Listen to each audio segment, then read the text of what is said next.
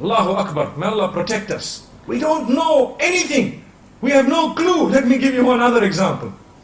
This I was told by one of the mashayikh. He says, there was a man who was fulfilling salah.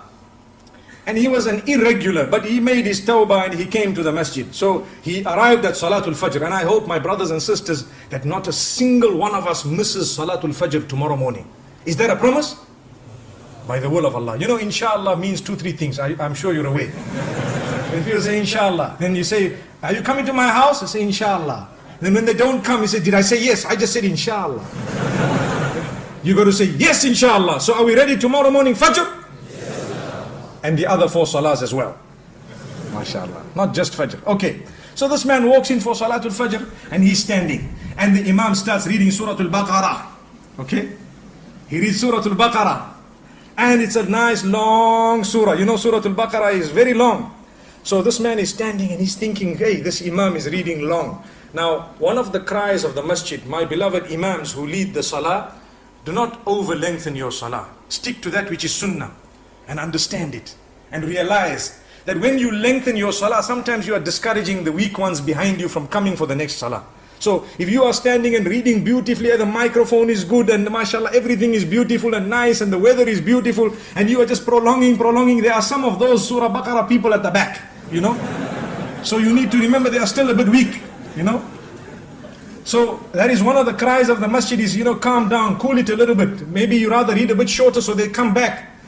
And we don't want to read quick in a way that we are insulting Allah. You know, Taraweeh time in the house of Allah, many of the Imams, they read like a Concorde. That's why they have stopped the Concorde now. Do you know that? Concorde is blocked, banned, finished, no more. All of them that are still there, they are just in museums because it's too fast. We have Concorde Salah. Alhamdulillah. What is that? Yeah, what is that? You are insulting Allah subhanahu wa ta'ala. Rather read short and clear than to read long and unclear, an insult to Allah. Who said you have to finish the Quran? To finish the Quran is a sunnah which is very great, but not at the expense of speed, never ever. Remember that. And this I'm addressing us as Imams who lead in the masjid. People say, I went and I listened to the whole Quran. That man used to finish Taraweeh in 10 minutes. Ah, what did you hear? You just heard the humming of a bee, that's all. Like a sound of a mosquito coming to your ear. And that's all you knew.